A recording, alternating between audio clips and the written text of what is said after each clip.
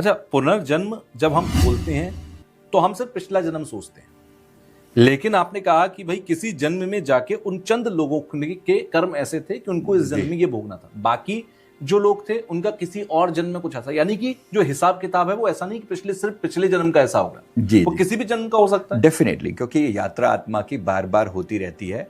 मतलब हमारे कोई एक जन्म तो हुए नहीं ना, मैंने अपने पता लगाए हैं। अच्छा, कुछ लगभग 9 लाख से ज्यादा जन्म हो चुके हैं। मतलब आपकी आत्मा 9 लाख बार इस धरती पर जन्म ले चुकी है। अलग अलग स्थानों पर, इवन दूसरे प्लैनेट्स पर भी। अच्छा, हाँ, ये भी होता है। इसी को हम स्टार सीड बोलते हैं हम अपनी भाषा में। ओके, कि यानी हमारी आत्मा डिफरेंट डिफरेंट प्लैनेट से भी आई है, उनके भी अपने एक्सपीरियंसेस हैं।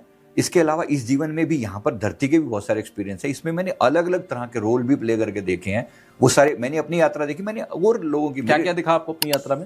मतलब मैंने अपनी यात्रा में तो बहुत कुछ देखा है। अपने यहाँ मैंने 9 लाख जन्म बहुत बड़ी बात होती है। मैंने उसमें से 200 लाइफ टाइम अपने देखे हैं, करीब करीब।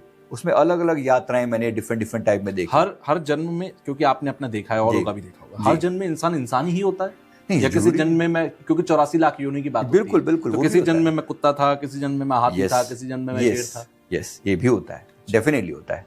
क्योंकि ये सारी बातें हमारे उसमें शास्त्रों में भी है, उसके हिसाब से मैच भी करती है और होता भी है।